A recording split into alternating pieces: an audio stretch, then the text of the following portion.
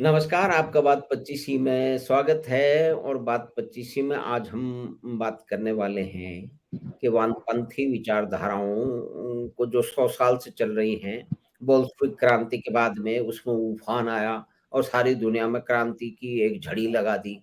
Cuba में हुई और ईस्टर्न यूरोप जो है ना, वो पूरा उसमें चला गया। लेकिन भारत के परिप्रेक्ष्य में और आज के परिप्रेक्ष्य में इस इस झंझावात में जो लोग किसी भी कारणों से चले गए, उन्होंने अपना समय दिया, उन्होंने अपनी ऊर्जा और अपनी क्षमताएँ उसको भेंट कर दी, उसको न्यौछावर कर दी और ये समझ कर के कि हम जो भी कुछ मेहनत करेंगे, ये एक बहुत ही अच्छी विचारधारा है। इससे इसमें हम अपना सहयोग देके दुनिया को बदल देंगे। लेकिन बाद में जो परिस्थितियाँ बनी, उनमें से बहुत सारे लोगों ने अपने आप को ठगा-सा पाया और ये उनको लगा कि उनके साथ धोखा हो गया। उन्होंने अपने जो है ना, वो बहुत सारे वर्ष, 1 दशक या डेढ़ दशक एक विचारधारा की मिजाज-पुर्शी में बिता दिए और बाद में फिर उन्हें धक्का-सा लगा।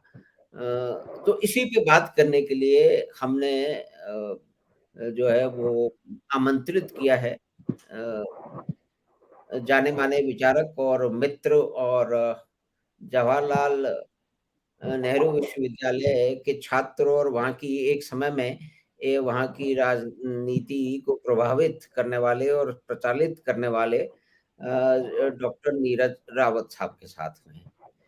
तो नीरज जी, आपका स्वागत है बात 25 पे और ये बहुत ही रोचक विषय है और इसमें क्योंकि आपका तो व्यक्तिगत अनुभव भी है और व्यक्तिगत उसकी जो है मीमांसा एनालिसिस भी है। तो बहुत सारे लोग हमने देखा है जो शायद इतने मुखर नहीं हैं, उन्होंने उस तरह का अनुभव नहीं लिया है जैसा कि आपने लिया है। तो आप तो एक क्रांति के, दुनिया बदलने के और मनुष्य की नई प्रजाति का उत्पादन करने के अनुष्ठान में आप लग गए और उसके बाद में फिर आगे जाके आपको ये कुछ भान हुआ कि ये तो वो कुछ नहीं है जो कि शायद कोई शाश्वत है या महत्वपूर्ण है और फिर आपने रास्ता बदला और आप चले गए भारत से बाहर और फिर बिज़नेस मैनेजमेंट में चले गए और फिर कॉर्पोरेट जगत में आपने कई जगह और कई देशों में काम किया और वो जो पूँजीवादी, वो जो खून चूसने वाली पूँजीवादी संस्थाएँ हैं और देश हैं, उसमें जाकर के आपने तो ये महसूस किया कि आपका तो खून बढ़ गया। तो फिर आपके जो मित्र थे और अध्यापक थे वो क्या कुछ बोल रहे थे, तो उसकी मीमांसा आपने शुरू की।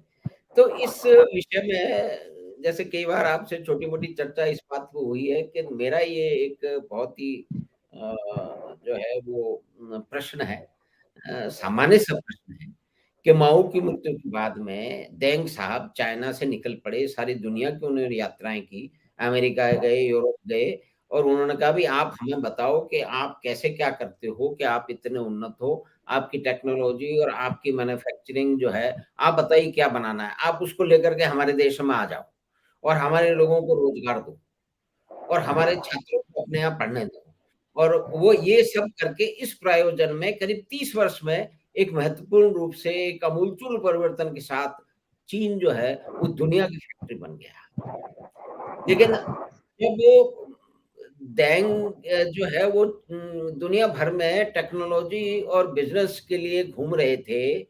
हमारे देश में समाजवाद की जो है ना, वो सपने पींग ले रहे थे, वो जो हिलोरे मार रहे थे और हमने यहाँ से आईबीएम को निकाल दिया और हमने यहाँ पे कोका कोला को निकाल दिया। तो जो कोका कोला के बाद में क्योंकि मेरा टेक्नोलॉजी और मैन्युफैक्चरिंग में थोड़ा बहुत अनुभव है, मैं ये बताता हूँ कि मास मैन्युफैक्चरिंग में एक विशिष्ट स्थान है। ये इस तरह की कोका कोला और उस तरह की कंपनियों का, वो दूसरी जगह भी इस्तेमाल होता है।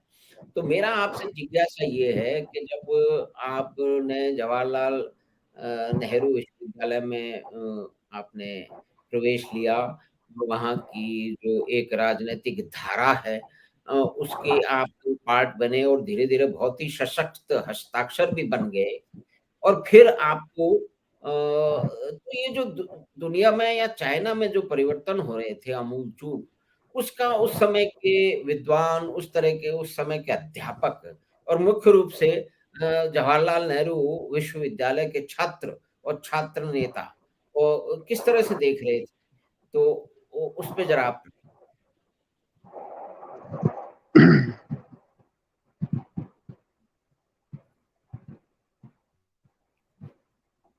आपकी आवाज थोड़ी सी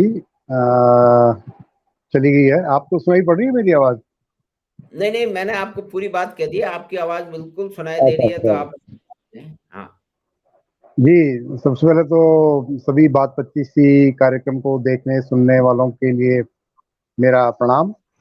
और once again thank you very much Madhav ji for inviting me and putting across this topic to discuss कि भाई पहले जो हमने अपने छात्र जीवन में जिस विचारधारा को सपोर्ट करते हुए बल्कि एक्टिव होते हुए काम किया, और आज हम मतलब उसके बाद अभी क्या हमारा विचार है 70s 80s में जब डेंग जियाओपिंग इधर उधर घूम के इनवाइट कर रहे थे चाइना में, आपने जो रखा। देखिए, उस पे सबसे पहले मैं ये कहना चाहूँगा कि जब हम छात्र जीवन में इस क्रांतिकारी विचारधारा की बात करते हैं और उसमें जुड़ते हैं, तो वो एक यूथ का और एक गिवन लिमिटेशन हमारी जो नॉलेज होती है या एक्सपोजर होता है, तो उसमें हमारे क्या आदर्श हमारे अध्यापक ही होते हैं जो टीचर्स हमको ये सब ज्ञान देते हैं, या हमारे सीनियर्स जो हमको उस वक्त एक्टिविज्म, जिसको आप कह सकते हो कि आंदोलनकारी कहिए, या मतलब to be an active if you are alive you must feel sad for the bad things and you must laugh for your happy things and all that, कि आपके अंदर इमोशंस हैं, आपके अंदर मानव जीवन है। तो उसके तहत क्या होता है साहब कि ये देखिए, आज भी मार्क्सिज्म का मेरा मानना क्या है कि Marxism as a philosophy, Marxism as a thought, वो आज भी एक अट्रैक्टिव है, क्योंकि वो क्या करती है मार्क्सिज्म में, वो एक सेट पैटर्न है। उन्होंने एक सिस्टमेटिक वे एंड वर्ल्ड को एक नया वर्ल्ड व्यू, इकोनॉमिक आउटलुक दिया था। हिस्ट्री को एक इकोनॉमिक सेंस से देखे जाने का एक उन्होंने रास्ता दिखाया था सबसे पहले। तो उसमें क्या था कि भाई दो तरीके के लोग होते थे उस जमाने में, क्योंकि मार्क्स ने जब ये बात करी थी 200 साल पुरानी बात है, 200 साल से भी अधिक पहले उसने जब ये सब कंसेप्चुलाइज करके या पूरी जो भी कुछ हो रहा था समाज में उसको उसने जब इक्वेशन फॉर्म में साइंटिफिक वे में उसने रखा, तो यही था कि भाई मीन्स ऑफ प्रोडक्शन पे कंट्रोल जिन लोगों का है वो एक अलग क्लास है, और एक वो उनसे काम कराते हैं जो बिल्कुल एक मीगर सैलरीज देके ओवर टाइम, मतलब 8 8 16 16 घंटे काम कराना, इस तरीके का जो एक तो ऐसा रहा होगा, मुझे पता नहीं है, लेकिन किताबों में लिखा है तो रहा ही होगा। तो उस प्रोसेस के तहत उन्होंने जो साइंटिफिक वे जो इस पूरे प्रोसेस को दिखाया सोसाइटी को। लेकिन मेरा मानना क्या है कि जब तक सोशल सिस्टम के तहत, क्योंकि ये मानव जीवन के लिए ही हम सोशल सिस्टम की बात करते हैं, ह्यूमन फैक्टर जब तक इसमें रहेगा, this can not be a pure science, there has to be humanities aspect. तो मार्क्स ने जो रखा था, एक तो मेरा मानना क्या है कि उसमें जो उस जीवन का काल रहा था, उस जीवन में वो पहली शायद एक उन्होंने इस तरह की फिलॉसफी दी कि उसको आप साइंटिफिक वे में कर सकते हैं कि ये ऐसा होगा, जब मीन्स प्रोडक्शन पे कंट्रोल ऐसा आएगा तो ऐसा होगा, फिर ये जो प्रोलिटेरियट्स हैं ये ऊपर आएंगे और वो कंट्रोल ले लेंगे। तो उन्होंने एक बड़ी यूटोपिया, एक आइडियल सिस्टम बता दी कि भाई वो धीरे धीरे पूरे विश्व में समाजवाद आ जाएगा और सब एक से रहने लगे, कम्युनिज्म आ जाएगा और इक्वलिटी, सब लोग इक्वल हो जाएंगे इकोनॉमिक पॉइंट ऑफ व्यू से, सोशल पॉइंट ऑफ व्यू। तो ये देखिए, उस जीवन में जब हम यंग होते हैं, जवान होते हैं, लिमिटेड नॉलेज होती है, तो ये सारे आइडियाज बहुत अट्रैक्ट करते हैं। और मेरा मानना है कि अगर समझ भी आ जाए, उसके बाद भी अगर आप एक संवेदनशील व्यक्ति हैं, तो आप ये हमेशा चाहोगे कि हाँ भाई जितनी ज्यादा हो सके बराबरी रहे, सब लोगों को बराबर खाने को मिले, सब लोगों को स्वास्थ्य अच्छा मिले, सब लोगों को अच्छी शिक्षा मिले। लेकिन क्या यह पॉसिबल है, या इस चीज के लिए हम कौन सा रास्ता अपनाएं? तो मार्क्सिज्म जो मेरा मानना क्या है कि ये तो एक विचारधारा है, जैसे कोई भी विचारधारा हो सकती थी। प्लेटो ने भी दिया था कम्युनिज्म, पहले एरिस्टोटल से बात चीजें शुरू हुई थी, उसके बाद कई लोग आए, मैकियावली आए, उन्होंने भी अपनी विचारधारा दी। तो मार्क्स के जो फॉलोअर बन गए या मार्क्स को जिन्होंने अपना समझ लिया कि मार्क्स हमारा है और उसकी एक फिलॉसफी के तहत उन्होंने कि इस तरीके से समाज को क्रांति लाकर चेंज करेंगे, तो उन्होंने एक राजनीतिक दल बनने शुरू हो गए। दैट इज द रीजन कि लोग मार्क्स से जो उससे कमिटेड हैं वो आज भी कहते हैं मार्क्स इज रेलेवेंट। देखिए कोई भी फिलॉसफी जब एक बार बनी है तो रेलेवेंट कभी बना सकते हो आप। कुछ लोग किसी भी नाम पे गांधीयन फिलॉसफी, भाई वो कुछ लोग कहते हैं साहब वो भी रिलेवेंट है, हो सकती है रिलेवेंट, लेकिन जो मैंने कहा ना जब तक ह्यूमन फैक्टर इसमें इन्वॉल्व है, सोसाइटी के चीज में किसी भी चीज में फिक्स नहीं है। मानव जीवन, मानव की जरूरतें, मानव की आवश्यकताएं सब कुछ चेंज होती चली जा रही है। 70s के दौरान में जो आपने बात कहा, जब हम उस विचारधारा से जुड़े थे, बिल्कुल जो माहौल था, जो हमको देखा जा रहा था, शोषण भी कई जगह होता था, उसके बारे में हमको बताया गया था, किताब में बताया गया था, तो ये स्वाभाविक था कि हम लोग मार्क्सिज्म की तरफ बढ़े। और वो मैं आज भी मानता हूँ कि मैं I still have respect for Marxism, और मार्क्स ने जो व्यूज दिए थे, I have a lot of respect, but my respect does not mean that it is an absolute theory and it is workable in today's world. That doesn't mean कि मैं पसंद करता हूँ तो सब वो सब जगह लागू होनी चाहिए, या आज जब जहां वो लागू नहीं हो सकती, जहां वो प्रैक्टिकल नहीं रही है, तो वो मेरे को स्वीकार करना चाहिए। जी, आप कुछ नहीं, कहना एक चाह रहे हैं? महत्वपूर्ण इसमें जो जानकारी है, आप अगर मैं उसमें गलत हूँ तो आप मुझे सही कर दें, या कोई और हमारे विद्वान मित्र सही कर देंगे कि ये सब जो प्रतिपादन उन्होंने कहा कि मीन्स ऑफ प्रोटेक्शन और ये, लेकिन जहां तक मेरी जानकारी है, जितना मैंने पढ़ा है, कम पढ़ा हो सकता है, कि मार्क्स ने कभी किसी फैक्ट्री में पैर ही नहीं रखा। उन्होंने जो एक धारणा थी और उसकी परिकल्पना की अति करके, उनकी कल्पना की उड़ान से उन्होंने सारा कुछ सिद्ध कर दिया। और दूसरी बात कि वो जो भी कुछ कर रहे थे, उसके लिए फंडिंग कर रहे थे एंगल्स, इंग्लैंड के उद्योगपति के पुत्र। तो अगर उनको वो पैसे नहीं भेजते हर महीने, अच्छा उस जमाने में जब ये महामना मार्क्स जो है वो जो है दास कैपिटल रख लिख रहे थे, तो उस समय दुनिया भर के अय्याशियां भी कर रहे थे। उसकी गहराई में हम जाना नहीं चाहेंगे, लेकिन जिन्होंने पढ़ा है उनको मालूम है। यानी कि उनकी ये मानसिक अय्याशी, दास कैपिटल लिखना, और उनकी दूसरी अय्याशियां भी इंग्लैंड के एक उद्योगपति धनपशु के पुत्र की जो है ना वो दान पे निर्भर थी। इसको आप कैसे देखते हैं? इसको कोई मानता नहीं है। नहीं, देखिए मतलब ये मेरा मानना क्या कि मैं भी, ये व्यक्तिगत चीजें हैं सर, मतलब पर्सनल, क्योंकि मुझे मार्क्स की उस चीज से मतलब है जो पब्लिक लाइफ में आती है। मार्क्सिज्म के बारे में हम बात कर रहे हैं, तो मार्क्सिज्म हम उसको कहते हैं कि जो उन्होंने साइंटिफिक आउटलुक दिया था सोसाइटी को, और जो चेंजेस होने हैं, किस तरह से एक्सप्लॉइटेशन किया जा रहा है, जो हिस्ट्री को इकोनॉमिक पॉइंट ऑफ व्यू से, इकोनॉमिक हिस्ट्री को जो साइंटिफिक देखने का नजरिया जो उन्होंने दिया था, मेरे लिए मार्क्सिज्म सिर्फ वो है। मार्क्स पर्सनली क्या था, कहाँ से फंड आ रहे थे, मैं भी उसकी डिटेल में नहीं जा रहा हूँ, क्योंकि वो फिर बड़ा एक व्यक्तिवादी चीज हो जाती है, जो मतलब मुझे नहीं लगता कि वो उचित रहेगी। लेकिन आप अगर कहते हैं कि भाई ऐसा है और उन्होंने किया, लेकिन हमको तो जो अच्छी चीज ले रहे हैं या दे रहे हैं, या जिस वक्त हम उसमें गए थे, हम तो इस बात के लिए गए थे कि यार थ्रू कम्युनिज्म वर्ल्ड में, पूरी वर्ल्ड में कम्युनिज्म आएगा और हम सब समान हो जाएंगे। तो ये एक बड़ी फैंटेसी चीज है। और जैसे मैंने शुरुआत में कहा था कि मार्क्स ने जो कुछ भी साइंटिफिक अपना एजम्पशंस लगाए हैं, सब वो एक एजम्पशंस पे बेस्ड है कि इतना एक्सप्लॉइटेशन होगा, ये मीन्स ऑफ प्रोडक्शन में कंट्रोल करते हैं ना, और दो क्लासेस होंगी, बुर्जुआ एंड प्रोलेटारियट्स। अब ना तो उन्होंने वो प्रैक्टिकल था कि भाई मिडिल क्लास इतनी बड़ी हो जाएगी, ना उनके टाइम में ग्रोथ ऑफ कंज्यूमरिज्म थी।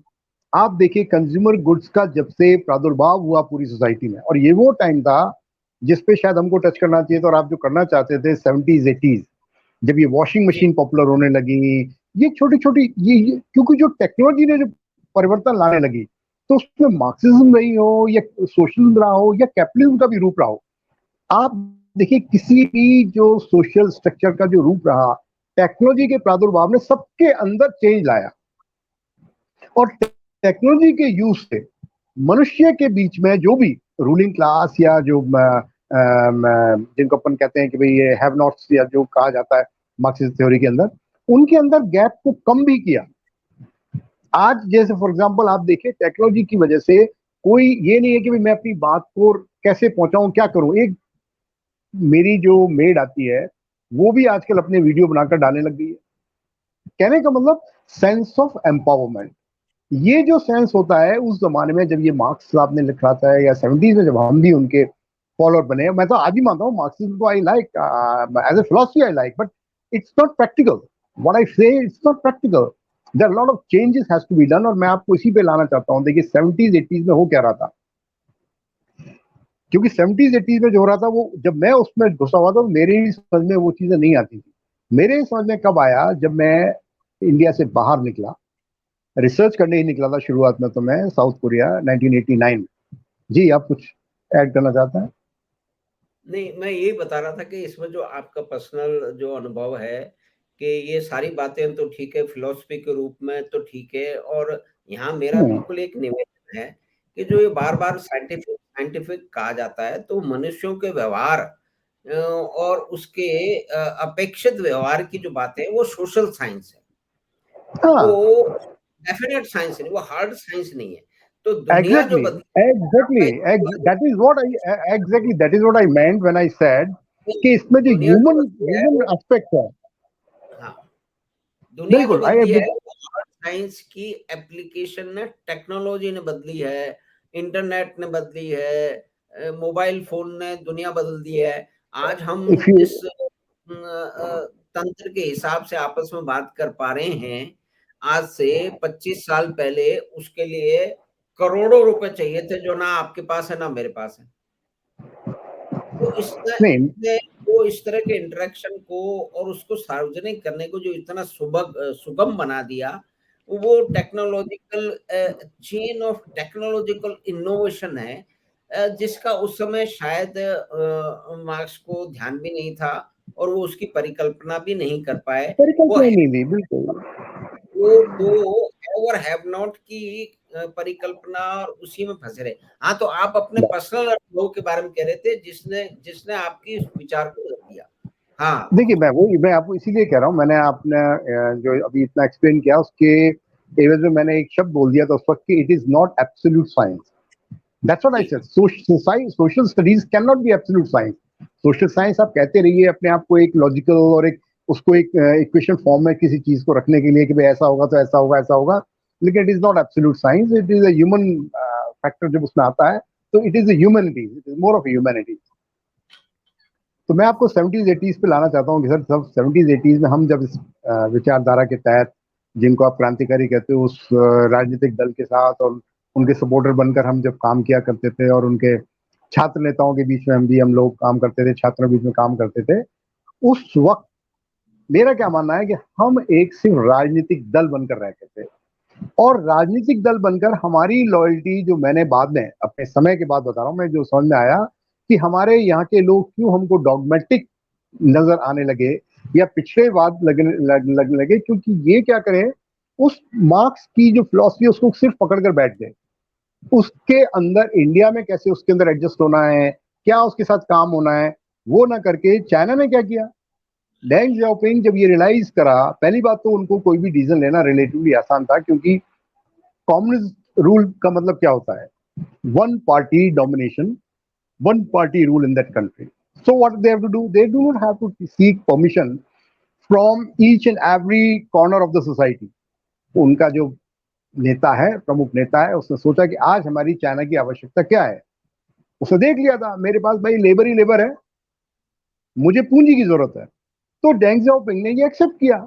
Now he may be A communist, Marxist, Leninist, Maoist, उसको कुछ भी कहिए, but first he was a Chinese.